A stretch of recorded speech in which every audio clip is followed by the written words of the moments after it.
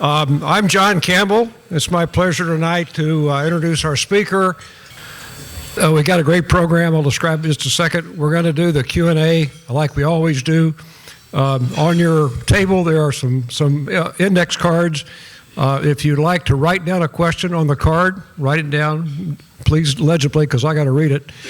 Hold it up, and we'll have a runner that will come around and pick the cards up, bring them up, and we'll feed those in. Also on those cards is an email address. It's ndbs.questions@gmail.com, and you can email a question, and I will get it, and we'll feed that into the conversation.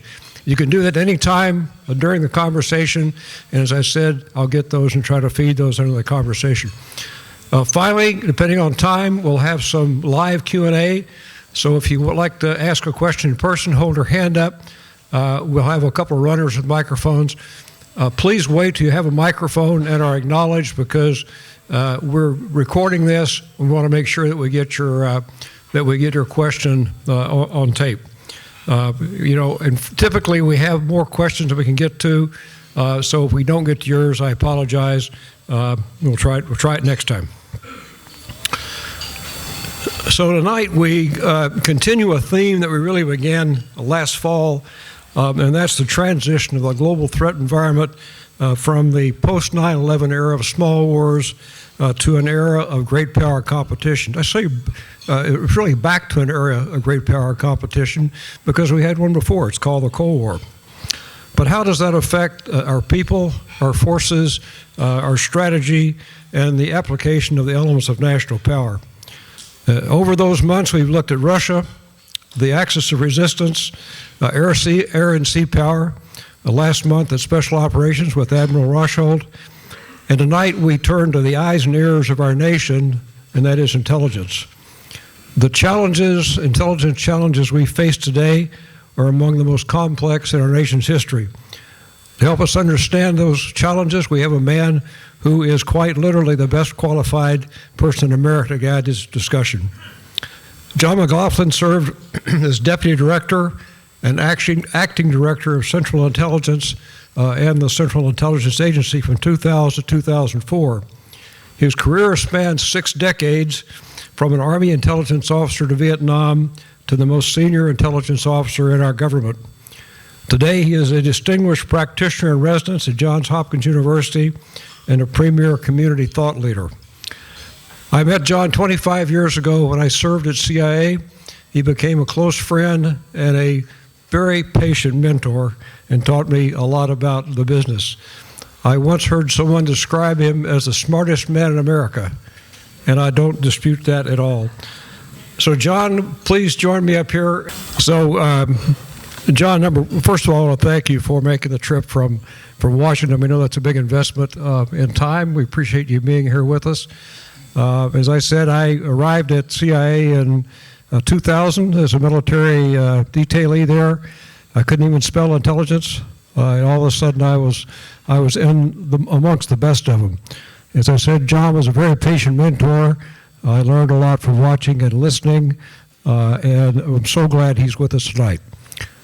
So John, maybe you could start off, as I said in our introduction, we're looking at the evolution of the world environment back to an era of great power competition, and we're going to dig into that. Maybe you could start off by talking about, just to set the scene, what the intelligence community is.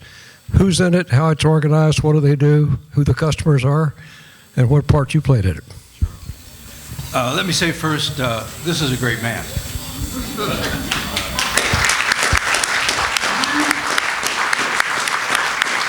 He is the soul of modesty. Not working? Okay. Where's our audio? Any better now? No? No?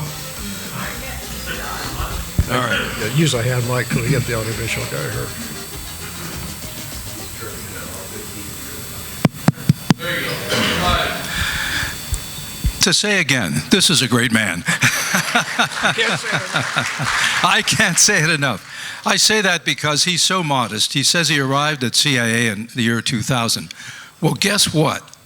That was 1 year before maybe the biggest year in CIA history, 9/11. And it was an incredible honor to have Soup there at that time, because some of the things that he did on behalf of our country as we responded to that and in the aftermath are just incredible, and I can't tell you about them. But I just want to say his service at CIA was extraordinary. Well, please.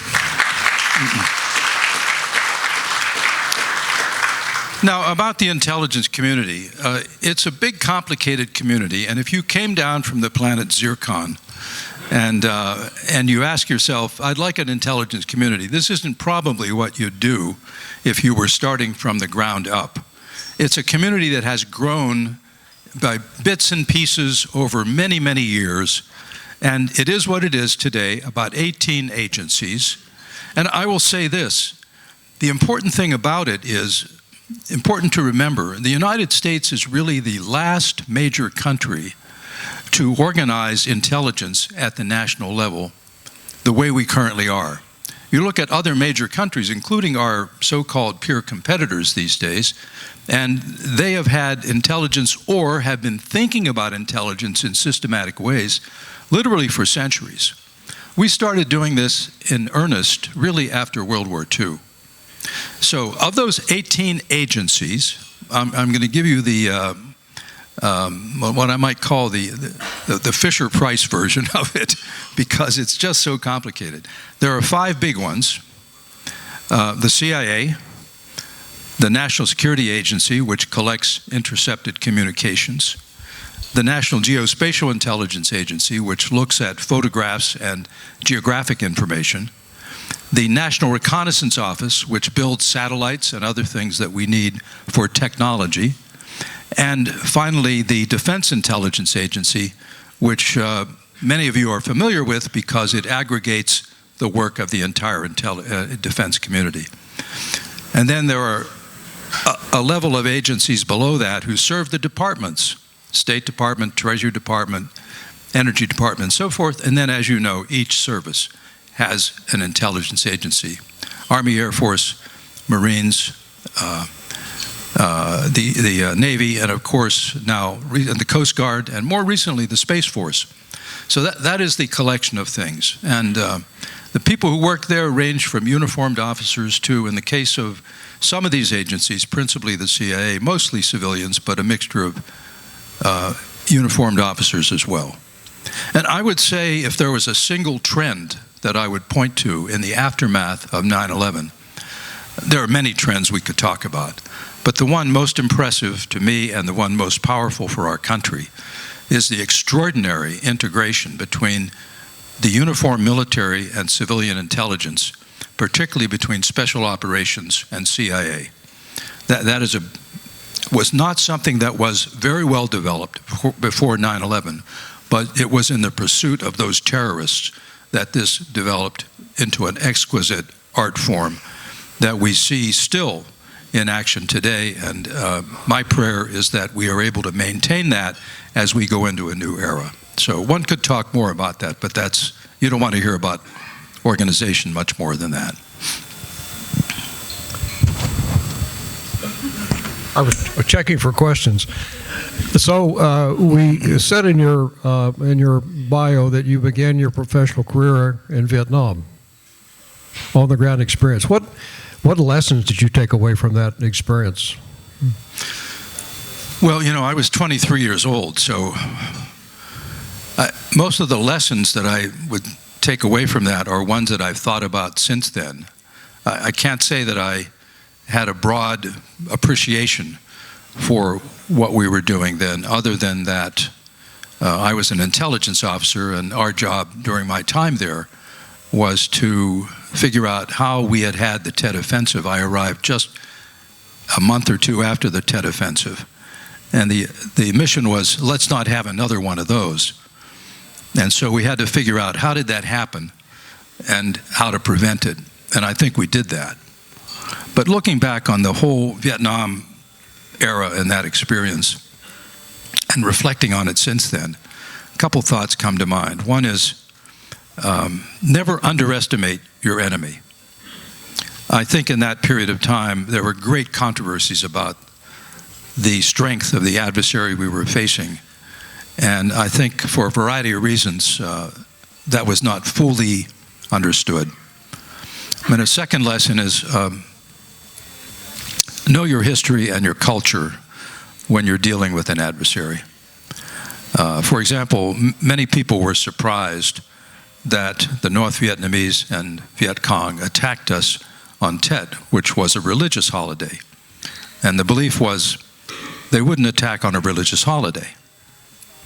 Well, it turns out in 1789, they attacked on a religious holiday when the Chinese were occupying Vietnam. So again, it's important to kind of know your history and know the culture you're dealing with. And I also have reflected since then, as I've gone through other wars, thinking back, one of the great controversies recently has been, particularly in the aftermath of Afghanistan, what is it that constitutes will to fight?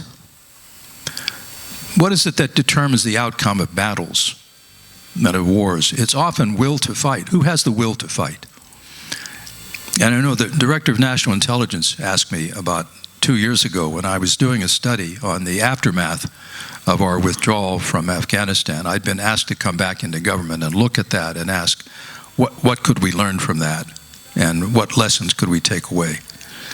I'll leave that aside for a moment, but one of the questions asked was, what is the will to fight? And I've thought a lot about that in the context of Vietnam. You will all have your own views on this. I'm talking to an audience of experts here. But to me, will to fight is based on a number of things, including whether troops respect their leadership, their immediate leadership, but their national leadership. Whether they know what they're fighting for. And finally, the will to fight is so much determined by who you're fighting with. Are you willing to fight to protect who you're fighting with and to protect yourself? So those combination of things, except for the last, were not as fully present as I remember Vietnam, or as constant as they need to be for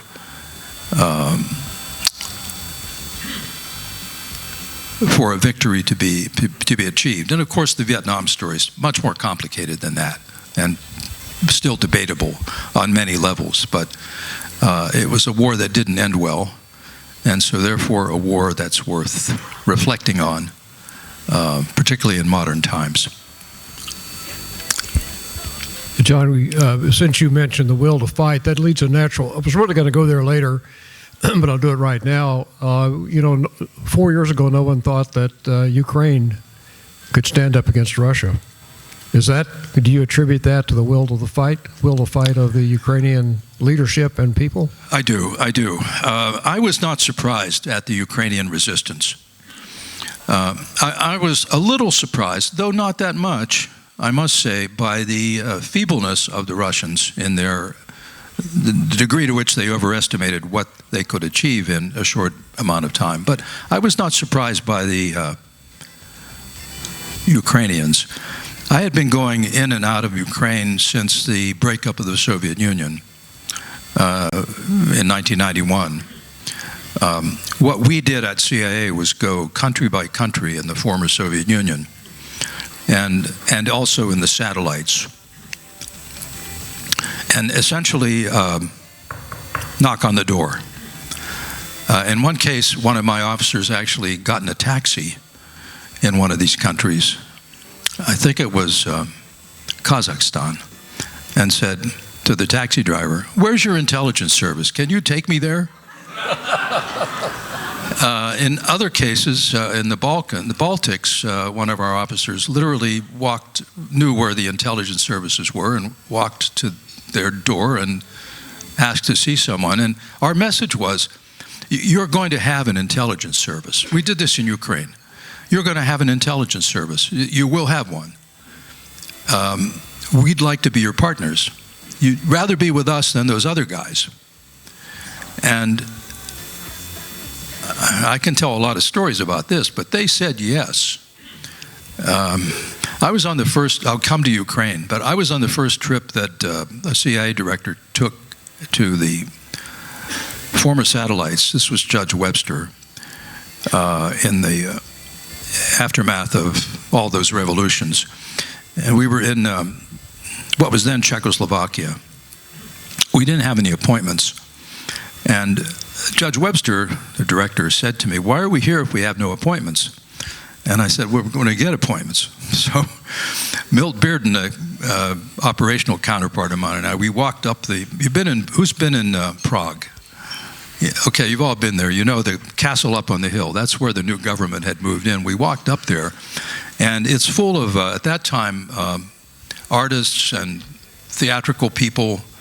People at the door were in T-shirts and ponytails and smoking something I couldn't recognize. And we said, you won't believe it, we're from the CIA. And we'd like to meet with President Václav Havel. And they said, why would he want to meet with you, with your director? And again, we had to say, well, you're going to have an intelligence service. You remember what the other guys were like. You want to be on our side. And so we got that meeting. Well, coming back to Ukraine, in my trips in and out of Ukraine, I saw it go from a remnant of a communist country where in the first couple years their intelligence service was like, I don't know, my way to describe it was the KGB guys who had been left behind in Kyiv. I think their phones might have still been connected to Moscow, but over time that changed. Over time, as the country engaged with Europe and with the United States, it developed a desire to be part of that. And guess what?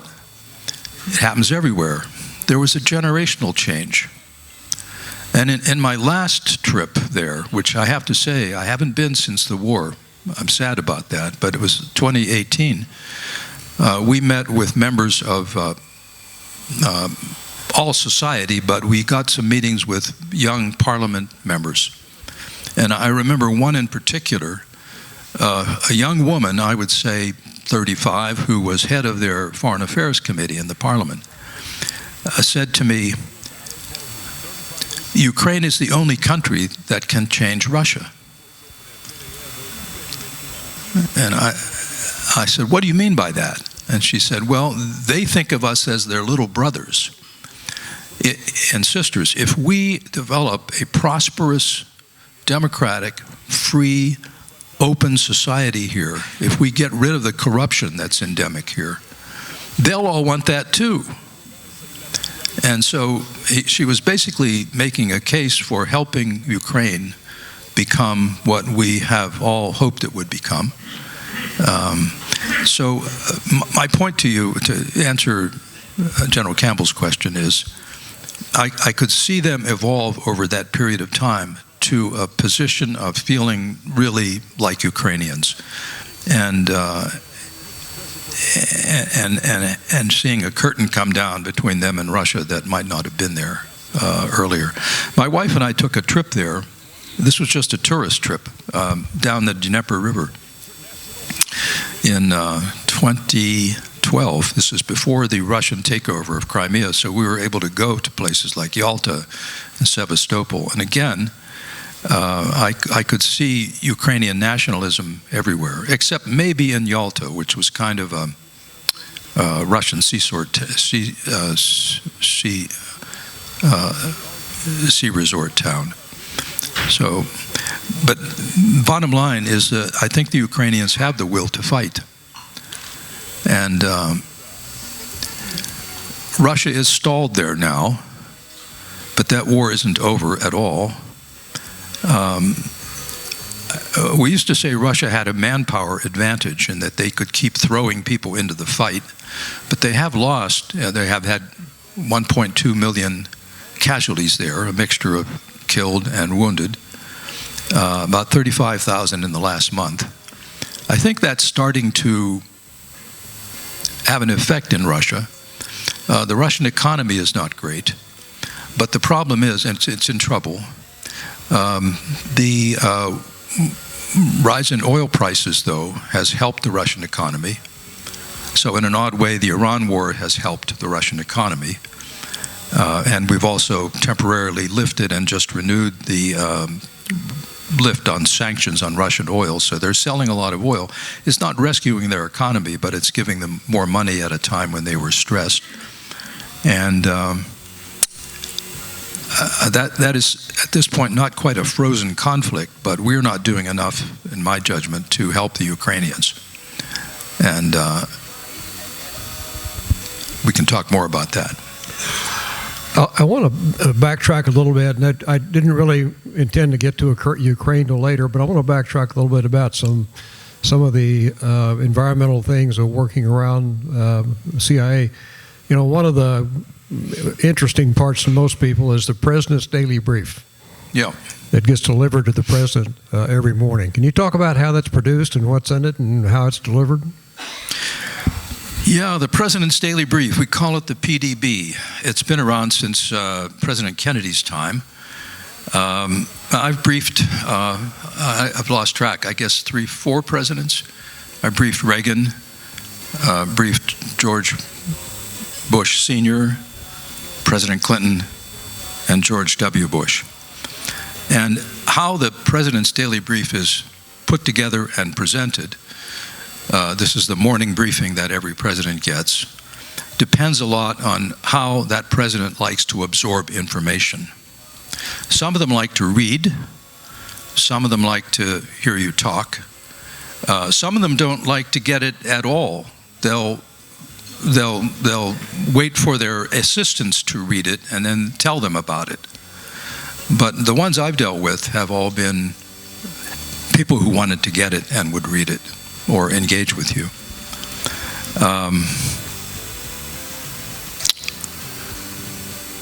Just pick out a couple things. George H.W. Bush, the Bush Sr., was an avid consumer of intelligence. Remember, he had been the CIA director for a year, and a very good one. And so he would meet every morning with a team of analysts and operators from the CIA, and he would spend at least 45 minutes going over everything that had happened in the world from an intelligence standpoint, and then factoring that into his policy decisions. President Clinton was a very good reader and just totally absorbed in information. In fact, when I started briefing President Clinton, it was in Little Rock, Arkansas, just before he was inaugurated, and in the period between his election and his inauguration. And he would get so interested in what we were presenting that it would run too long, and cabinet nominees would be stacking up in the outer office waiting to see him. So at some point his staff said to me, "Young man," people could still say that to me then, "if you don't get out of there in 20 minutes, 25 minutes max, this is over." In other words, they were saying, you have to find a way to cut this off, which, you know, we figured that out. George W. Bush, his son, was also an avid consumer of intelligence. That is, George H.W. was his son. Was also an avid consumer of intelligence and spent at least 45 minutes every day, 6 days a week.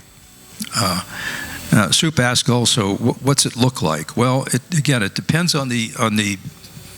If you went back to President Kennedy's day, it was a series of bullet points on a page.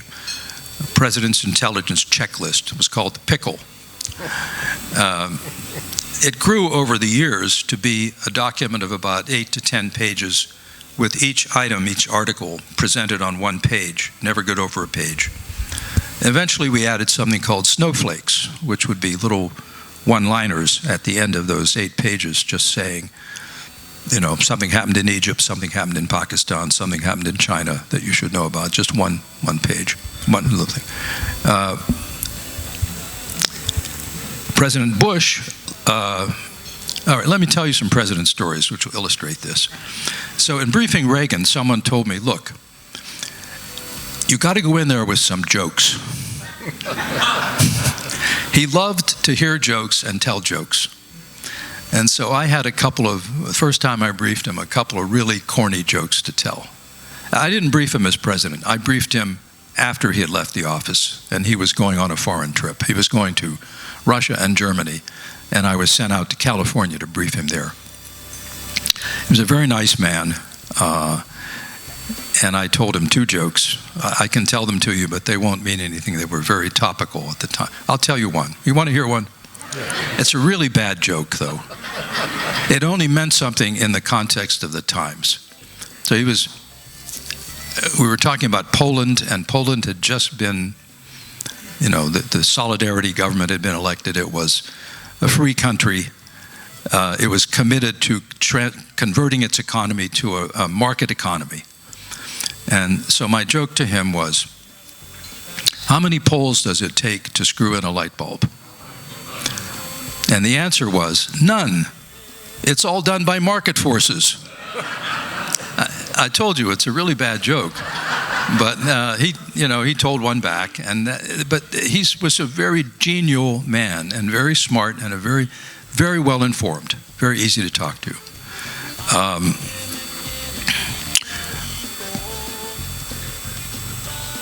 President Bush, George W. Bush, after we had briefed him for a while as a candidate, because if you win the presidency, you start getting briefings right away on the theory that you better know what you're doing when you come into office. And at one point, he scared my counterpart who was doing the briefing by saying, so, when am I start seeing the good stuff? Okay, we figured out what he meant was he wanted not just what we would call finished intelligence, that is the final, thought-through, polished piece of paper. He wanted to see the underlying reporting, often from our agents in the field, operational reporting. What happened in Cairo overnight? What happened in some back street in Abuja? He wanted to see that grit, the texture. And so we began developing a presentation for him in the morning that included those polished, finished presentations combined with raw reporting occasionally, an intercepted communication about someone talking to someone else, that sort of thing. I was in his office one morning in July. It was very hot. And it was July. And I'd walked in through the garden, and I'm sitting there like this. And I look down at my foot, and I see crawling on my shoe a tick. Lyme disease was going around. So without even thinking about it, I flicked the tick off. And my whole life passed before me as the tick went seemingly in slow motion toward the President of the United States. And it landed about 5 inches from his foot. And I thought about, well, what would you do?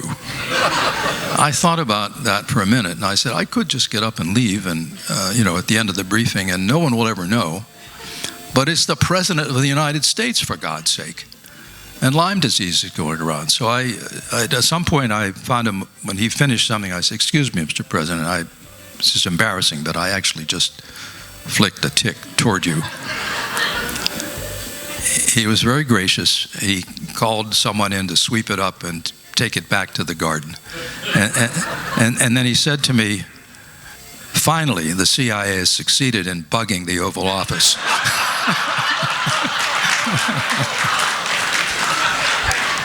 It's a true story. It's a true story.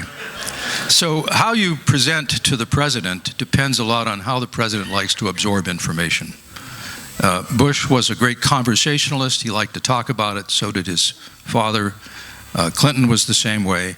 I never briefed Obama in office. I briefed him in the Senate once when he was not in a one-on-one, but he was on the dais, and I was giving testimony, and I had left the government.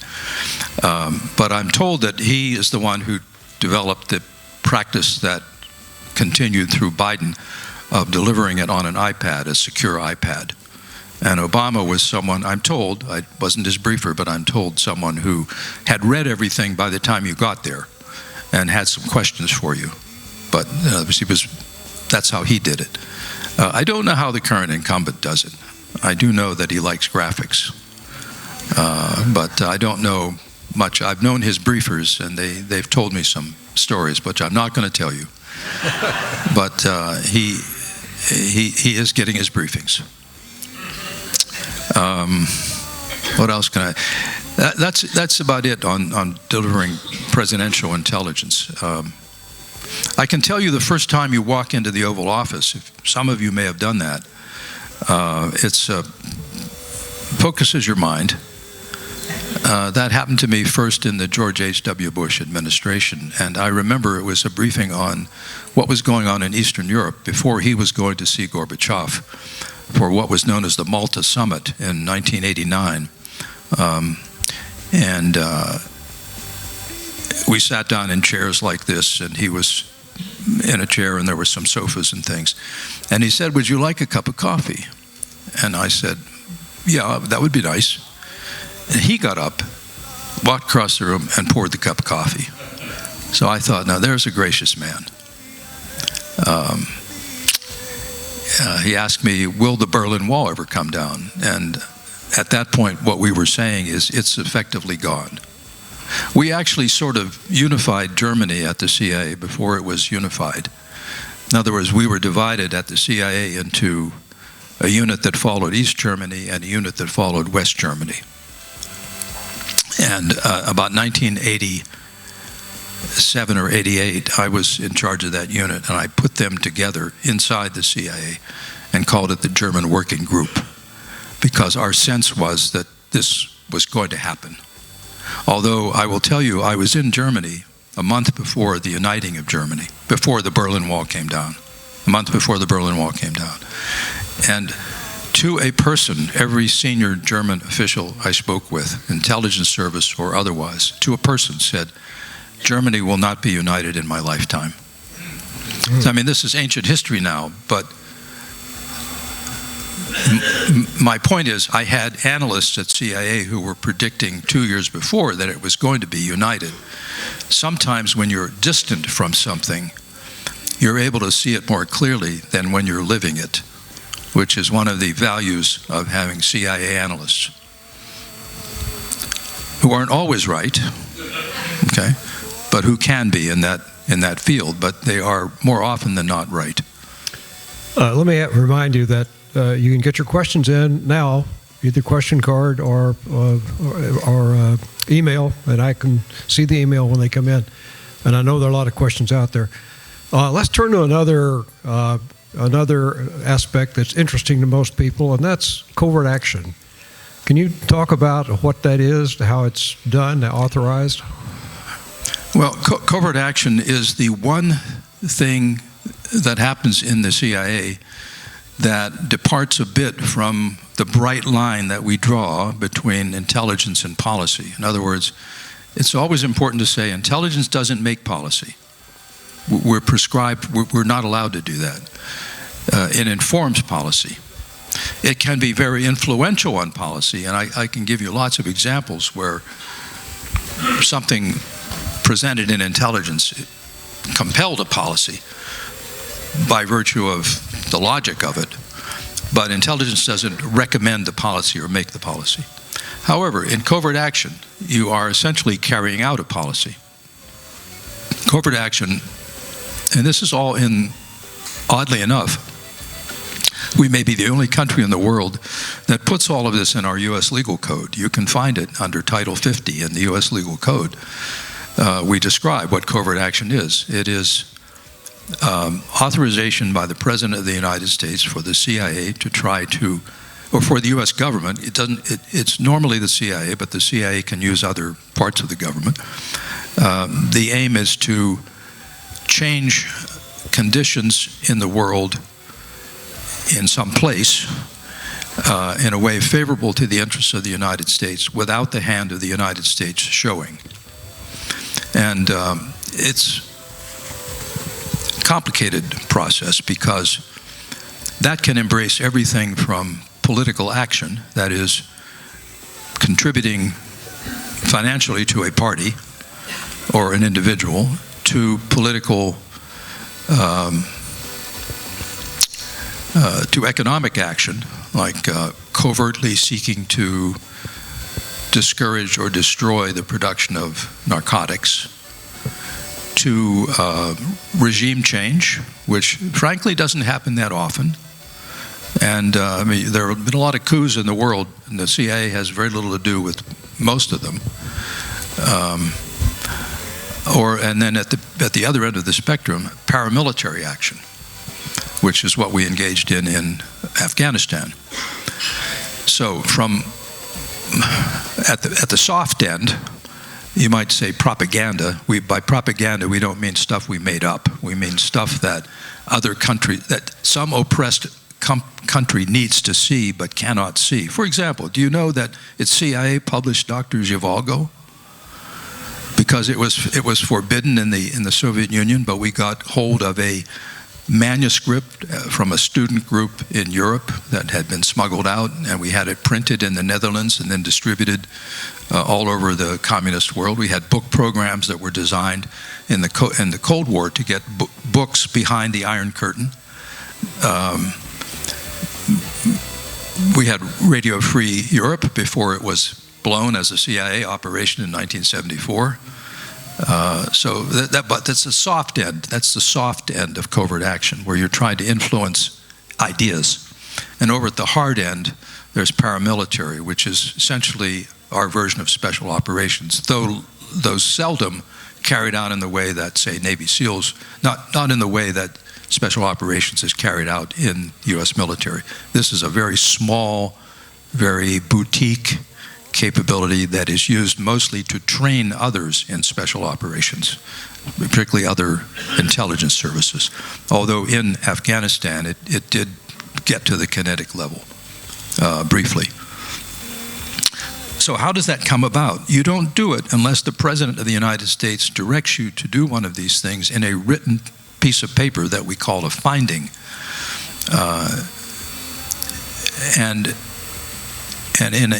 So the CIA doesn't make this stuff up.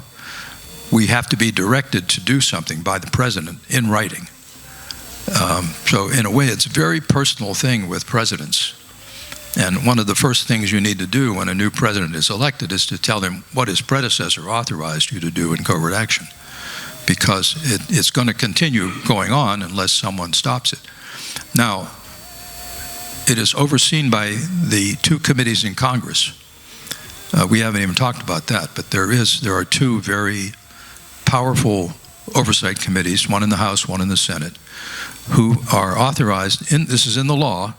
The CIA and the President have to inform those two committees of any covert action that you are undertaking.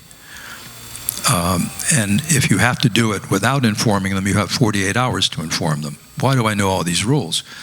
But you have to know them.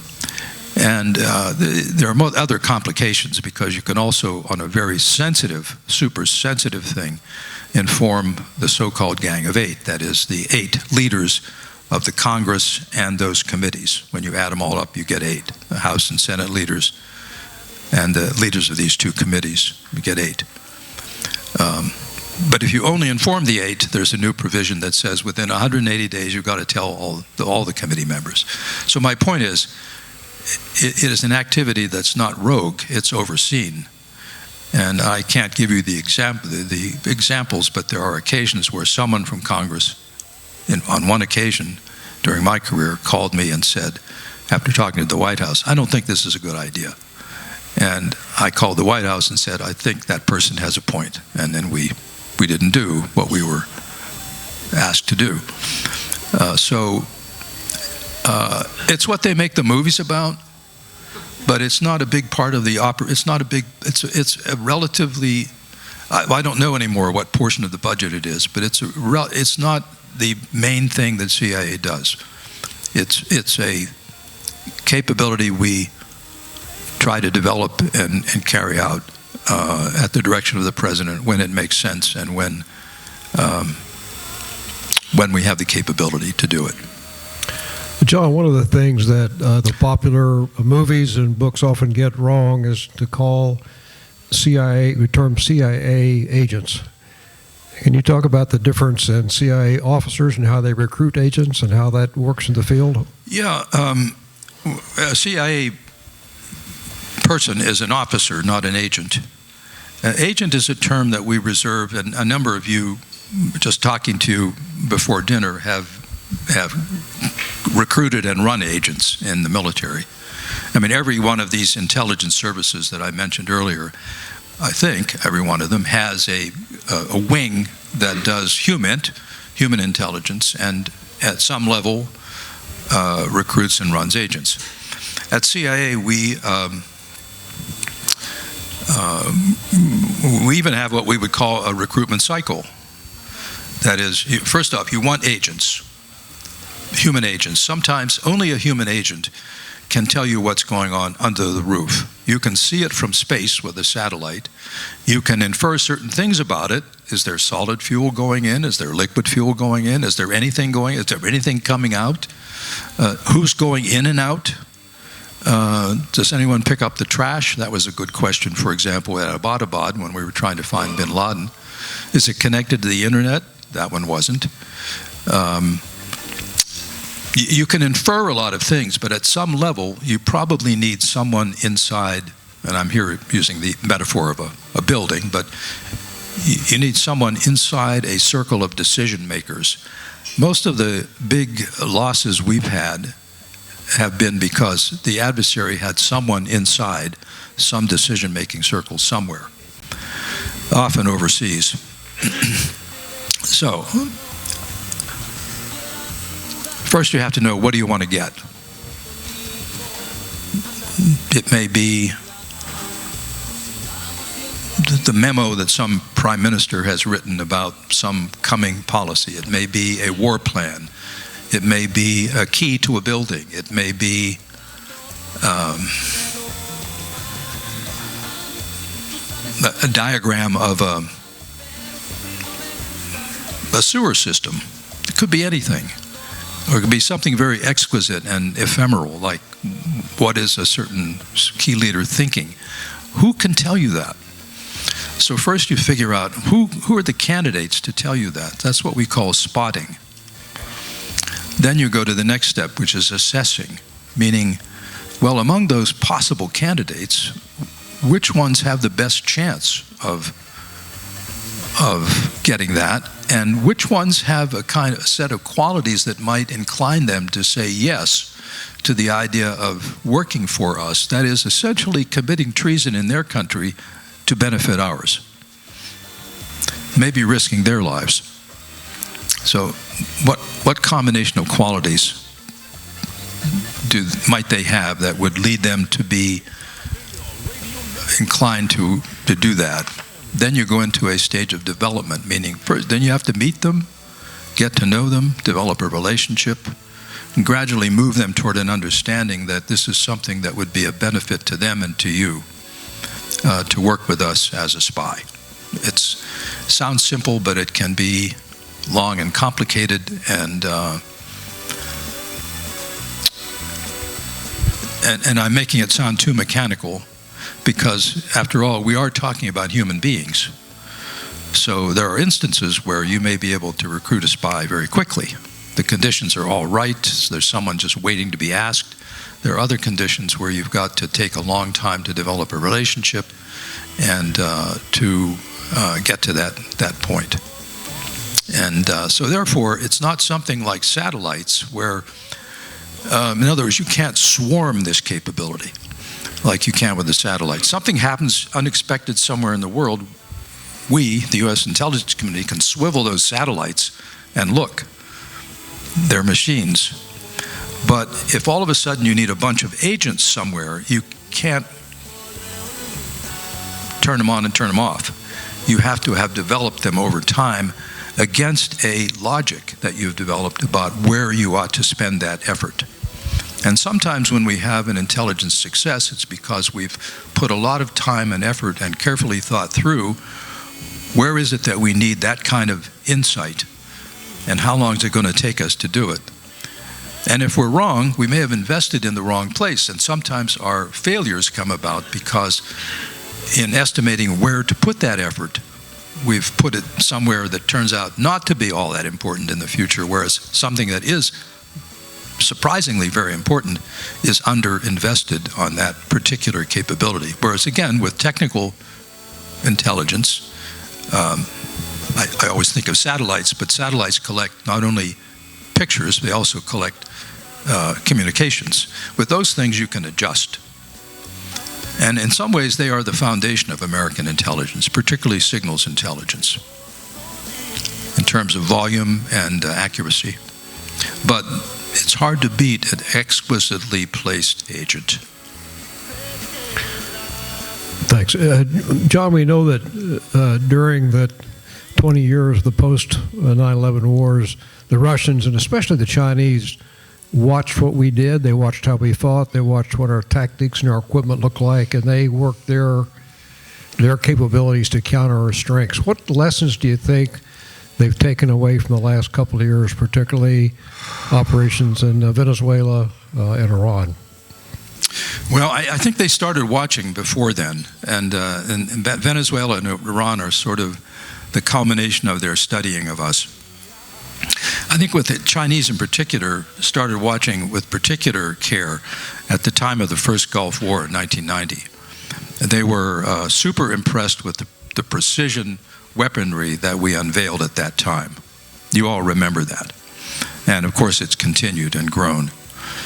And that caused them to say, well, we need that too. This is what we may ultimately be up against, even though in 1990 I don't think either country was thinking quite that way about each other, but they were thinking ahead. As they've watched us since then, I think what's impressed them most and where they feel the greatest deficit is in our ability for jointness, our ability to operate jointly, which is most impressive to them because they don't know how to do that. If you look at the Chinese military right now, Xi has had a big purge, and Army, their Navy, their Air Force, the MSS, all of these organizations in national security are currently headed by interim or acting leaders. So they are far away from jointness. And that's what I think impresses them about just this is just strictly military now. I'll come back a bit to the political side of it.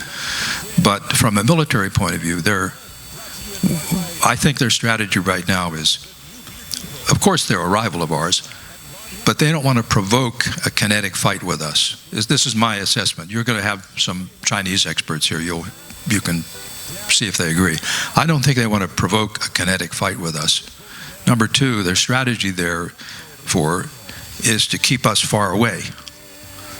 That is, using particularly their missile forces, which have become much more sophisticated, anti-ship missiles, anti-carrier missiles, to use those capabilities that they have developed very well to make it high risk for us to get into their zone, their sphere of what they think of as their sphere of influence. And then to combine that with cyber and with space assets that could interfere with what? Our jointness, our command and control, our ability to coordinate everything and work together.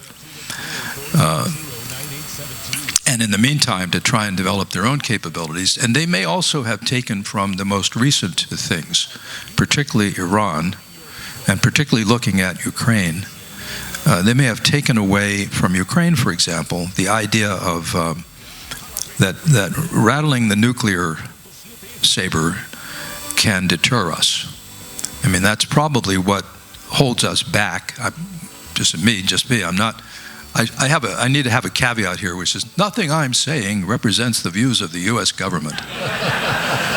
But in my own view, I think it's the nuclear capability of Russia that holds us a bit back from Ukraine, apart from our current political reluctance to get more involved.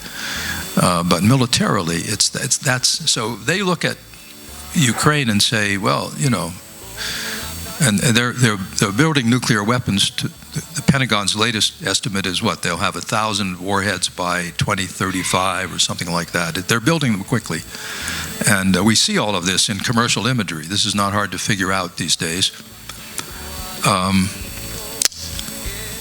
So I think that's their basic posture. But then they look at us beyond just the military, tactical, strategic aspects of the military side of this, and they say, well, we're not really paying good attention to our alliance relationships.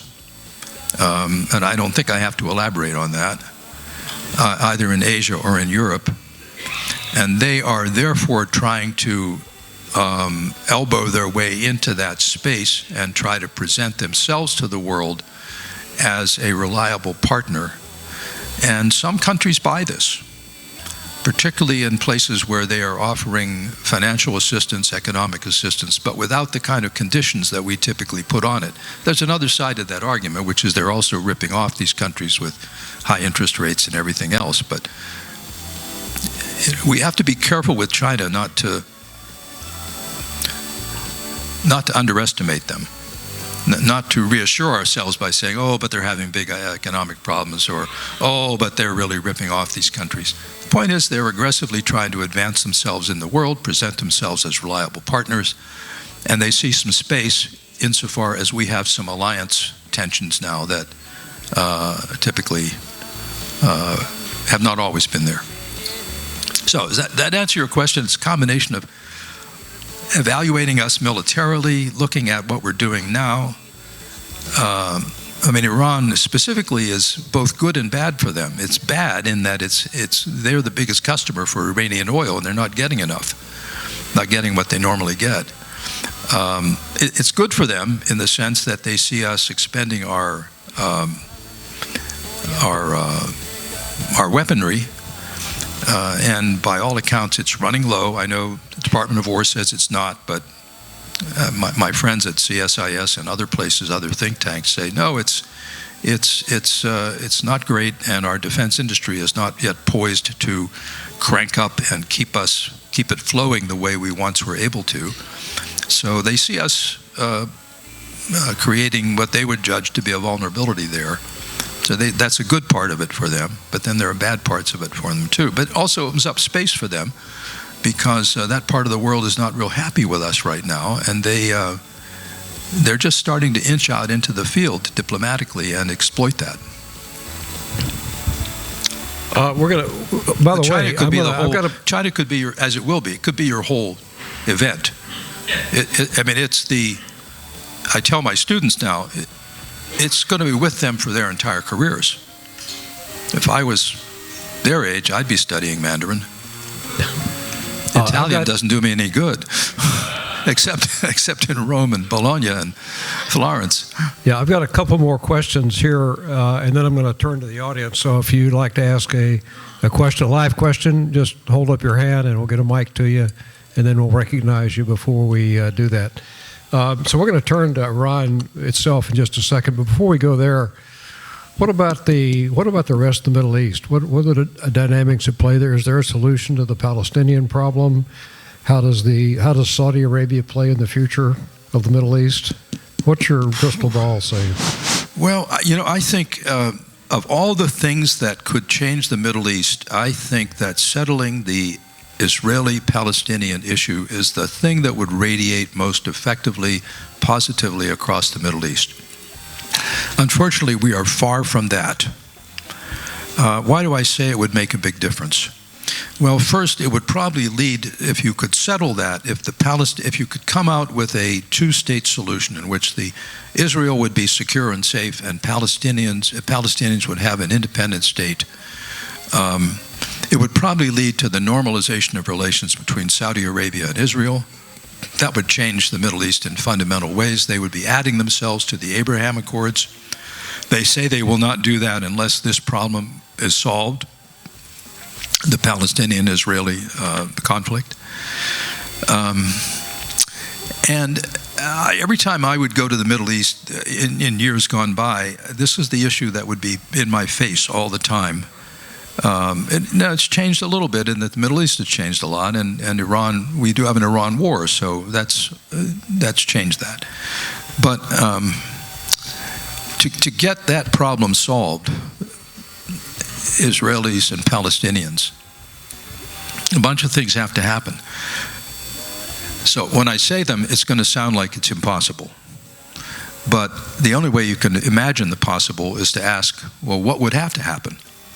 So some things that would have to happen. The Iran war has to be settled. I think we're, in my judgment, at least a month ago, the president was trying to get out.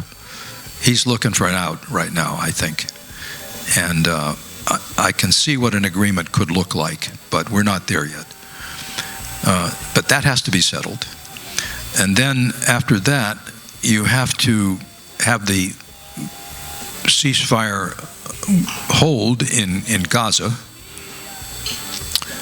And that involves, among other things, creating a Gaza security force, which is supposed to be staffed by Palestinians from somewhere other than Gaza. It's imaginable, but difficult. You have to have the Arab countries willing to help secure Gaza, but they won't do that as long as Hamas is still active. If they have to suppress Gaza as part of that, they will not agree to do it. So somehow that has to be taken care of. Then you'll need a new Israeli government, because the current government, and I'm all for Israel, and it's our strongest ally, the only democracy in that part of the world, but the current government is openly, unabashedly against a Palestinian state, and they have said so. The last round of settlements, which I think increased the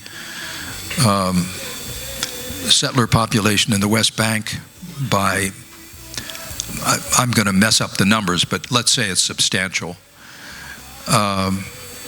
was carried out by the responsible minister explicitly to make sure there could not be a Palestinian state. So you would need, a different configuration there.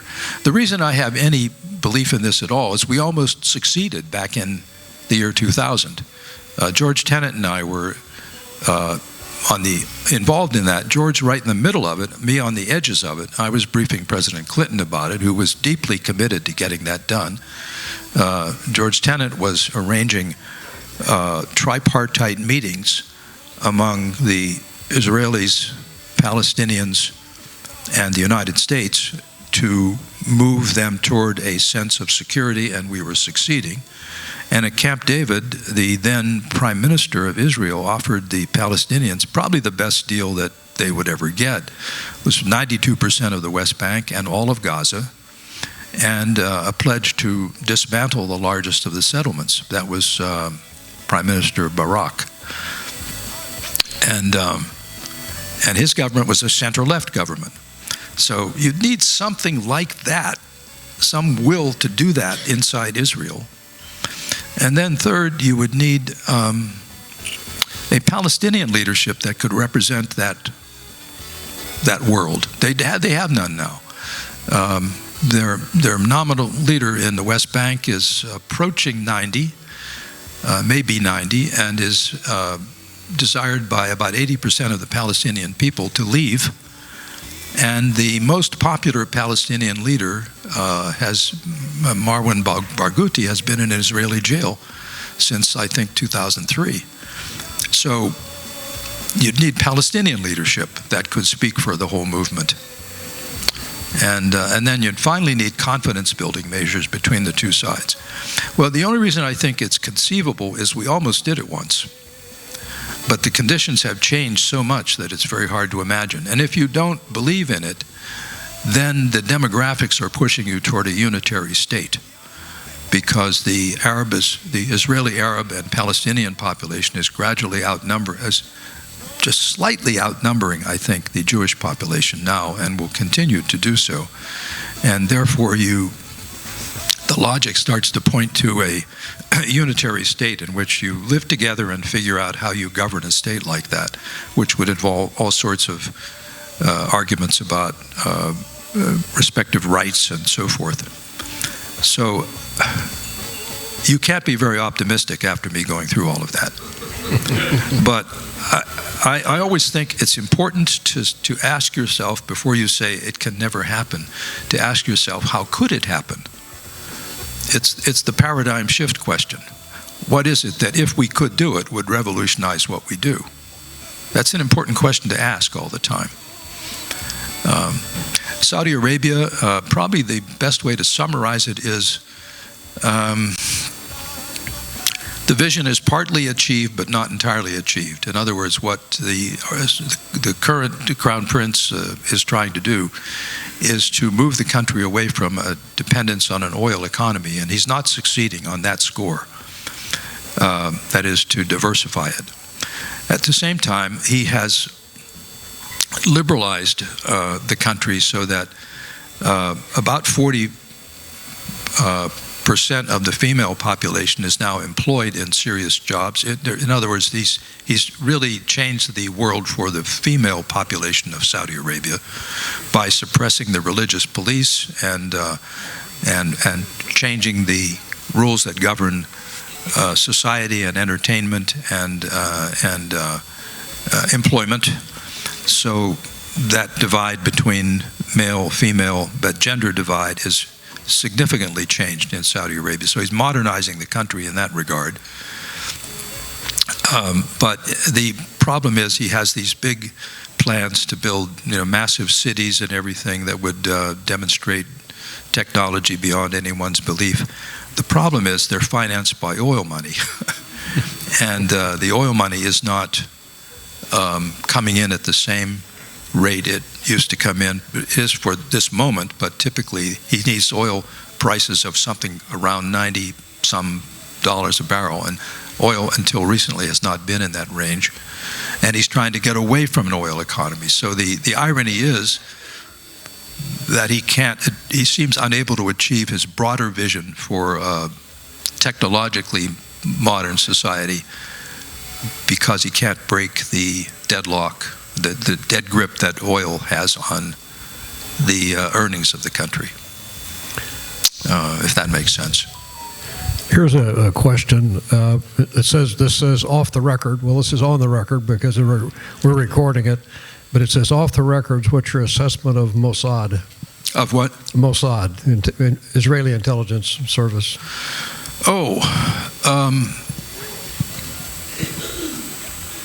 Well, they're very good. I mean, and you have to always look at, there are several intelligence services in Israel, and I'm not sure these days to which one I would attribute which precise thing. But when you look at whether you agree with it or not, and you can look at these things two ways. You could look at them clinically, kind of the way I would look at Iran right now. If you look at Iran right now, I would say look at it clinically. The military side of it has been brilliant. The political diplomatic side has not. So if I look at Israeli operations, you look at it clinically, the Mossad operations are brilliant.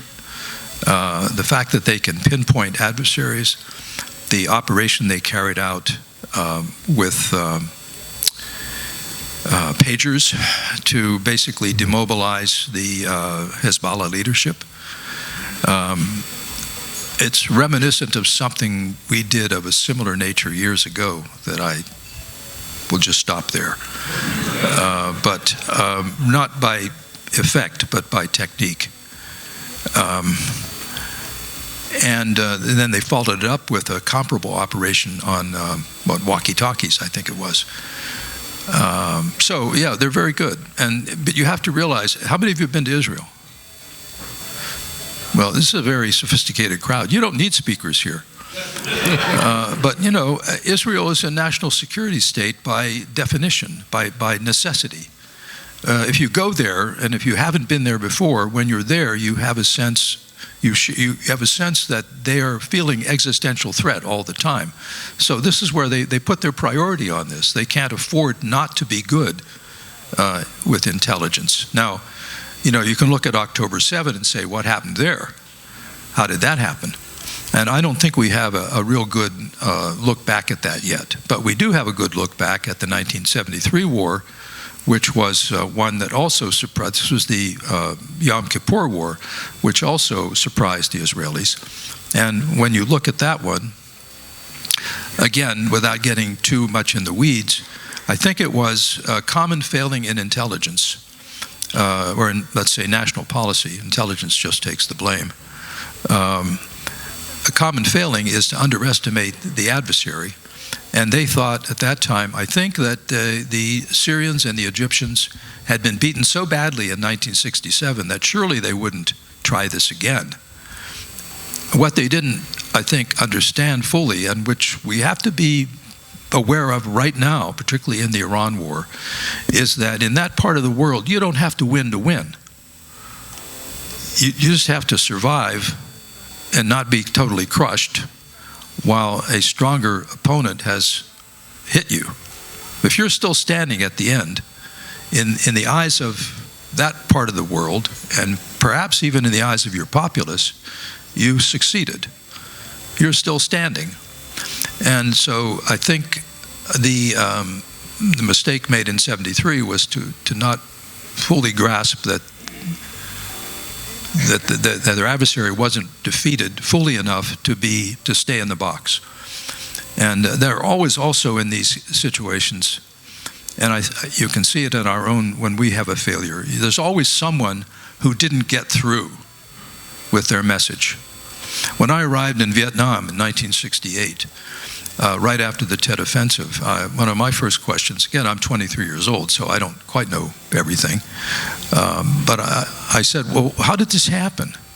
And young lieutenants who were there were telling me, well, we were trying to tell MACV, the headquarters in Saigon, that there was the enemy was stronger than they thought and that an offensive could be coming, but we couldn't get the message across. They wouldn't buy it. So there's always someone in the mix who's going to come out later and say that, and that's probably going to happen with, if it hasn't happened already, with October 7. Because I suspect that we're not really off the record, so I can't say because I don't know, but my hunch is the Israelis probably underestimated what Hezbollah, what Hamas was capable of. So, we've been at the war with Iran for quite some time. We've taken twists and turns about how close we are to some solution. It seems to change the next day. What's your take? Where do you think this is headed? What does victory look like? What does peace look like? What's the post-war Iran look like? Well, I don't think it's a war you can settle on the battlefield. I think it's a war that has to be settled diplomatically. And our first attempt at that was pretty limp, I thought. To go to Islamabad for one day and to say, they didn't accept our conditions. It didn't make a lot of sense to me. I think back to the Dayton Accords that settled the Balkan Wars. That was 21 days in Dayton, and that was preceded by lots of lower-level diplomacy to get to that point, and then had present a force of nature called Richard Holbrooke, an incredible diplomat who just knocked heads together and got that done. But that was 21 days. And, the Obama-era agreement that put at least years-long hold on Iranian nuclear development, enrichment, that took 2 years to negotiate. And at the table, you had a collection of negotiators that was very technically sophisticated, including, the Secretary of Energy, Ernie Moniz, was at the table, a scientist who was able to, who understood enrichment levels and so forth.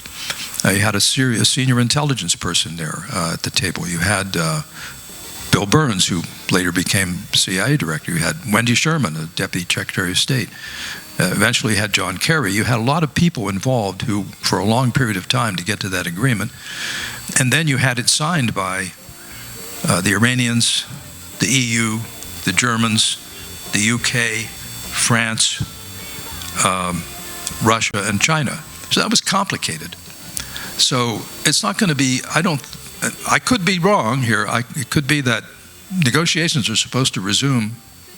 The president said a team would be going to Pakistan tomorrow, Monday, and negotiations would start this coming week. It could be over, but I think it'll probably take longer. And the fact that the Iranians have now said, well, the Strait of Hormuz is closed, at least that was the case this morning, is just another example of this bargaining. That's going to go on. It'll be open, closed, open, closed. There'll probably be some more shooting as negotiations go on. But what does the settlement look like? So what does victory look like? Victory looks like the war is over. There's some understanding on what's going to happen on the nuclear front. They offered 5 years, we hear, 5 years suspension or 5 years moratorium. The word would be important. 5 years, nothing. We said 20 years. So the bargain is probably 10 years or 8 years. There's a bargain in there somewhere. This is the bazaar. And there has to be some understanding on the Strait of Hormuz. But now the Iranians have learned that they can play with that. They weren't doing it before the war, but now I don't know how you get them to stop having the option of doing that. But there's probably a way to do it diplomatically. In other words, to get them to sign some sort of agreement that they will not do that except in certain circumstances that you construct to be almost never likely to happen. But again, that's the genius of we underestimate diplomacy. Really good diplomats can bring this off. But you need the A-team in there. Okay, well, I have one last question. I think Scott will have one after that. But, you know, we often say theoretically, if you could talk to the president, what advice would you give the president? Well, you've done that. So what advice would you give the president today? Well, any president, I guess. I don't know. Listen to all sides. Don't move fast and break things. Really, it's important to hear all points of view. That's not weakness. That's because it can be difficult, but that's listen to all points of view, and then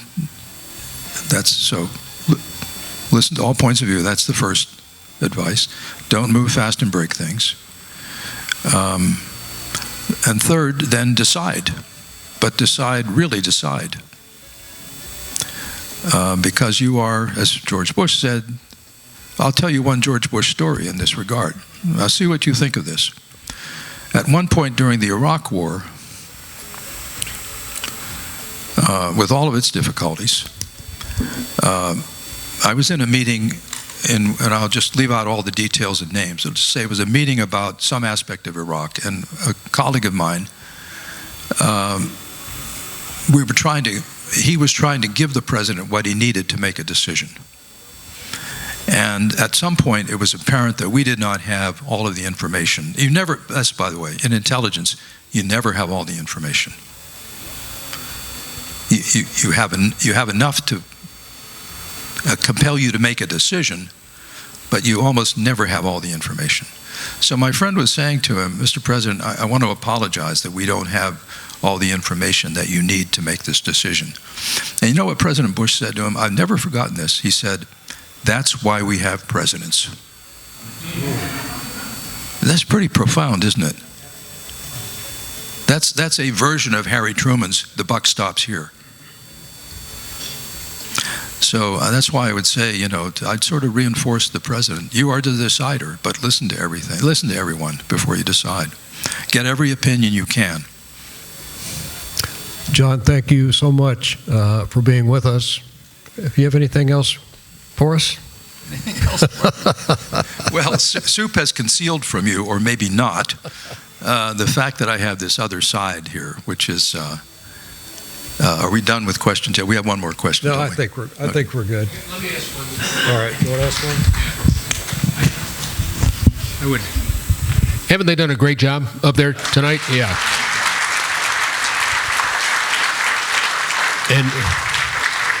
And let me, John, this is the longest we've ever gone. We're way over our time that we normally would call it a night.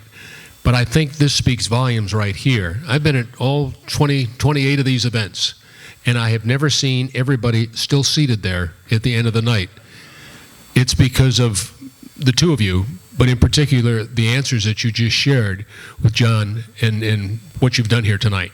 So we're over time, but I always like to ask one final question, and that is this. And so keep your answers brief if you can. Number one, with everything that you've shared with us, in literally the decades, over half a century of the job that you were a part of, what is it that you cherish most, that you're fondest of? What is your legacy? What do you want your legacy to be to what you did for this country? And again, please try and keep it short. But secondly, what is the take home that you want everybody in this room to go home and tell their friends, their neighbors, their families, their community, what you shared with us tonight, so we can put our head on our pillows and know that we're safe in the greatest country on the planet? You have so much more information than we do. What do we need to do moving forward in this world that is really certainly a different one than I grew up in? Here you go. Well, on the first one, I would just say I'm just thankful to this country for the career that I've had. I mean, that's what I would say on your first question. I was just, a kid from Pittsburgh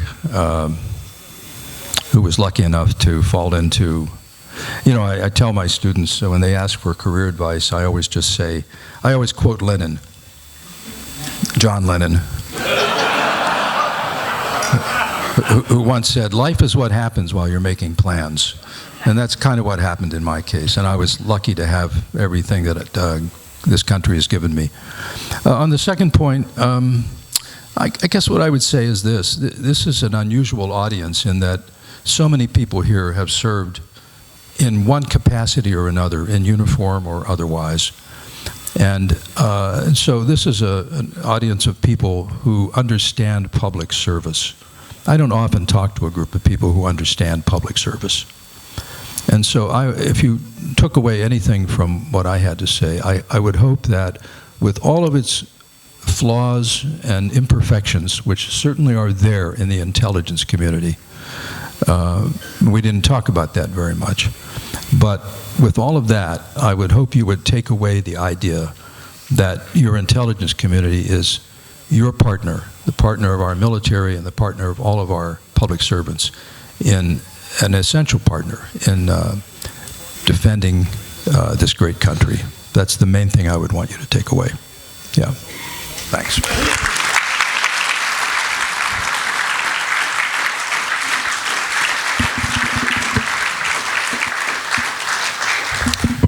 So, I think I should take this thing off. No, it's all right. I'll just leave it there for now.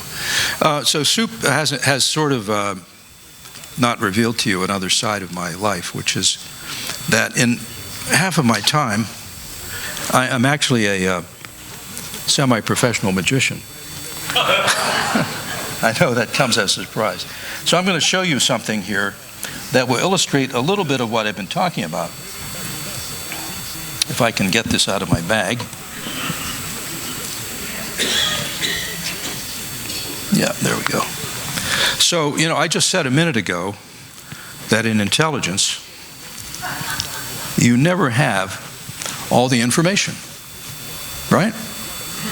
And one of the dilemmas for an intelligence officer, particularly an analyst, is that it arrives incrementally, a little piece at a time.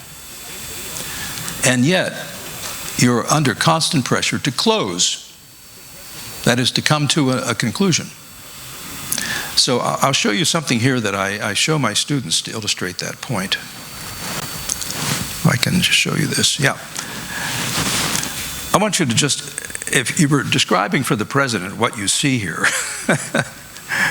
it's not intelligence, but what would you say this is? This is a what? A rope. And what else, what other characteristics would you, it has a knot in it. So that's all we know. The man is holding a rope with a knot in it. Are there some sailors here? Well, then you probably know all kinds of knots, right? But we don't know what kind of knot that is. pull it. So we'll see. It turns out to be a slip knot. So I could move it from one end to the other. So I've added a piece of information to this intelligence. Now, you know what it looked like a minute ago. It looked like a rope with a knot in it. That's all we knew. Now we know that it's a rope that has a slip knot in it. So if it slipped there, it should be able to slip over here. But wait a minute. Now I've added another piece of information. Now it's a red knot. Well, what kind of a knot is that, though? Maybe that's a slip knot. Yep, I can slide that from one end to the other. So now we've added another piece of information. I can slide it from one end to the other like that. So now we know it's a red knot that slides on the rope. But wait a minute, is it really a slip knot? No, it won't slide. Actually, we can untie it. Yeah, we can untie it. And it's actually a piece of red woven into the white rope. So that's an illustration of an intelligence problem. We started with a white rope that had a knot in it. The knot slipped. Then it turned red, and then it was a slipping red knot. And now we end up with that. So if I'd had to make a conclusion about this at the very beginning, I would have been wrong, right? But at the end, I would be right to describe it for what it is right there. Now I'm going to do one other thing for you. Marky, you can look at that to make sure it's not a gimmick rope. I'm going to ask you a question because this is a very high-risk thing I'm going to do here. And I could be wrong. So that's one aspect of intelligence. The other aspect is you take risks. So I'd like you to think of a two-digit number. The two digits, there are some rules. The two digits have to be different. They have to be between 1 and 50. So between 1 and 50, they have to be different, and they both have to be odd. Between 1 and 50, two digits different, and they both have to be odd. So, for example, 11 wouldn't count because they're both odd, they're both even, and they're the same. 18 would count. No, 18 would not count. 17 would count, right? Okay. So, how many of you are thinking of a number? How many of you are thinking of 37? One there, one there, one there, one there. Right here. Okay. In a normal audience, about 1/3 come up with 37. So I like to pick someone who came up with 37. So I'm going to, did I get your name, sir? Yes, David. David. David, you're going to participate in an experiment with me. In my pocket here, I have some large playing cards. When I was 5 years old, my hands were small, the cards felt this big. So David, I picked you because you came up with that number. That means I can work with you on this. You have to take at faith that these 4 cards are queens. And there are 4 queens in a deck. 2 of them are red, hearts and diamonds. 2 of them are black, clubs and spades. And I'm going to tell you that I want you to visualize me at home this morning before I came here. I took 2 cards and put them over here, away from there. Could have been the black cards or the red cards. In your mind, visualize that. Do you see me putting the black cards or the red cards over there? The black cards. You're right. I don't know how he did it. I picked the right guy. So that means I have the 2 red cards still here, right? Yes. Okay, in your mind's eye, before I left home this morning, I took one of the red cards, because this is the back of the cards. I took one of the red cards and I turned it around so it would be looking right at you. Could be the heart or the diamond. So in your mind's eye, Mr. 37, you see me turning it around. Did I turn around the heart or the diamond? You think I turned around the heart? You think he's right? Actually,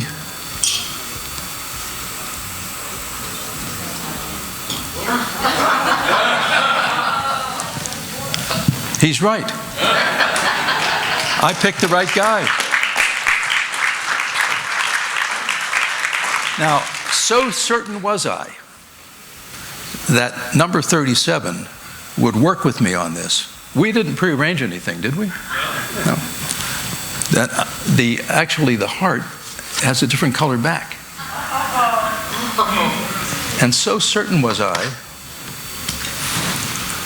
that that would work, that none of the other cards have anything at all on them.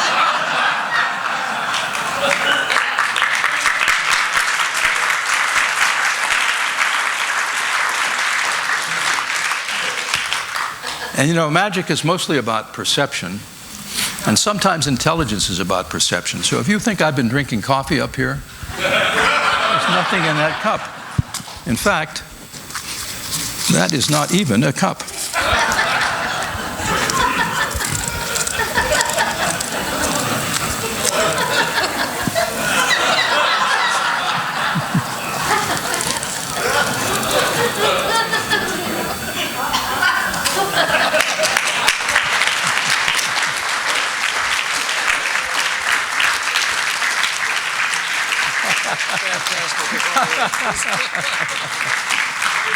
It's just Something different. we're going to wait up here for the presentation. Okay. All right.